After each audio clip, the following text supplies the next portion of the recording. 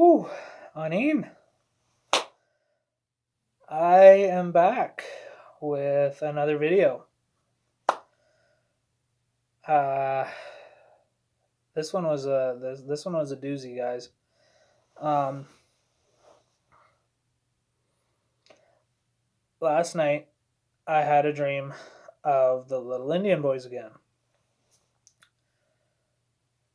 and again they took me by the hand from my bed, and they've taken me to this abandoned town. I have no idea where it is,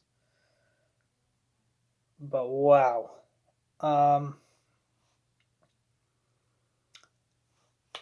they took me to all these houses. There had to have been maybe 20 houses in this little village, this little town.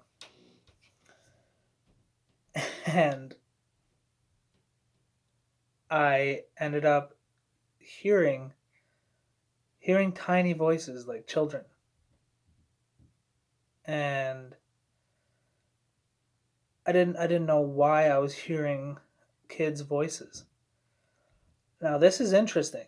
This is interesting because I worked at the transfer station here in Curve Lake. At one point, I was working there and I had a sound system hooked up in my little office that I had taken there. And it stopped working one summer. I thought maybe it just got too hot because well, I was surrounded by steel and rubble. And I heard little voices, little kids, as if there was like a daycare going on. And I didn't know what the heck I was hearing. I messaged everybody that I could think of. Like, there was only one neighbor, there was only one house close enough that I could possibly hear something, but nothing was going on there. And I kept hearing kids, and I walked the entire area. I couldn't see or hear I couldn't see nothing, but I could hear kids everywhere. It just like surrounded me, and it happened again in this dream. And I don't know if it was like the old age, because like there were like stone houses, stone and like log houses. So, anyways, I came up to this one house, and this one little Indian boy, dressed all in regalia, touched the door, and it opened. And he took me in there. This little Indian boy is like half my height. I'm like 5'10", somewhere around there. And he was like half my height. And I'm walking around in this house made of stone and trees. There was grass on the ground still, like as if that was their carpet. And there was hay on the ground. It was pretty old.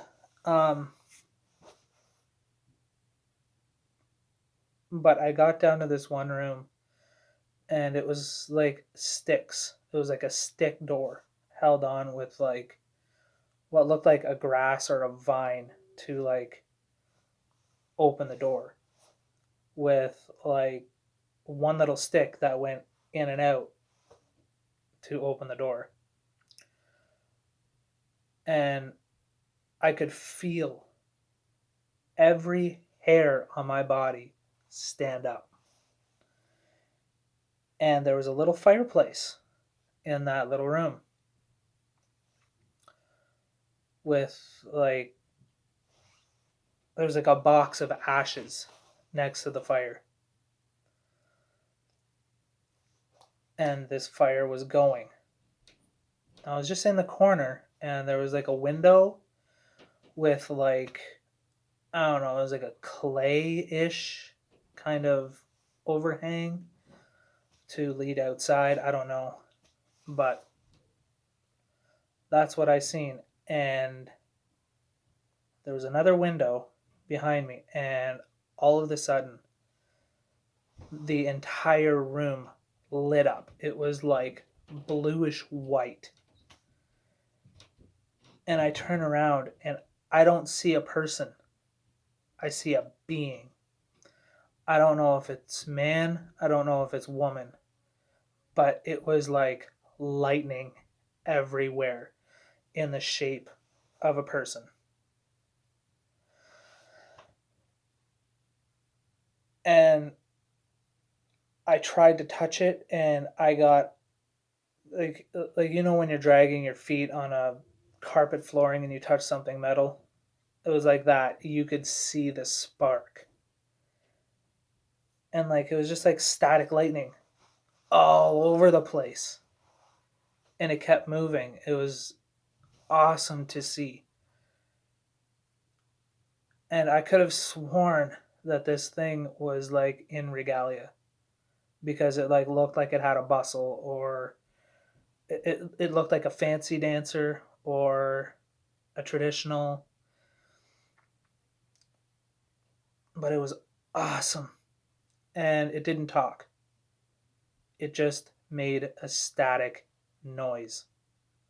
Just static. That's all I heard. And there this little Indian boy was, standing next to me, holding my hand again. And all I could remember was hearing screaming, and this being pointed in a direction, and the little Indian boys took me to this house, and it was full of little children just screaming and screaming, and I could hear like a whip in the background, like the sound of a whip. And I just remember just screaming at the kids, get out, here, follow me, follow me. And we were running, and I could hear this whip behind me, like as if we were being chased. And I remember hearing a horse chasing us. There had to have been, I don't know, maybe a dozen kids. And I ran them in circles, ran them in circles, ran them in circles, and like zigzag, zigzag. And I was starting to run out of breath, but they were running, and I just pushed through the pain. My chest was just pounding, and I could still hear the whip and the horse behind us. And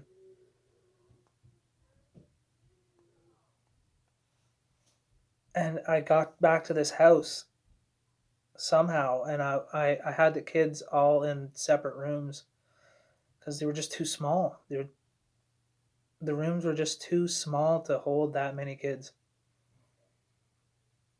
And I remember hearing the horse and possibly a carriage. I'm not too sure. And I remember hearing a low laugh. And I just remember I just remember telling whoever was at the doors to go. And then it went away. I felt like I was there for like a half an hour waiting for this thing to go away. And all of a sudden the room lit up again with this whitish blue. And it was that entity again. And this one little boy said, "Guys, Static Man sent somebody to help us." They called him Static Man. And I remember looking up at him, and it, or her, I don't know, it. And I remember just seeing a head go up and then down and then back up. And all of a sudden, it was like everything was daylight outside again. I took the kids outside and I could feel the sun. And as soon as I looked up at the sun, I woke up. So, who did I meet? um, did I meet the Thunderbird as an entity, as a human entity? Possibly. I won't know until possibly next time. And until next time, I want you all to know that it's easy to forget that you have to do what you have to do what you want to do. That no rose was ever picked without a thorn on it, and to always add love, period. If you like the video, please share, please subscribe, hit that little bell, like, comment.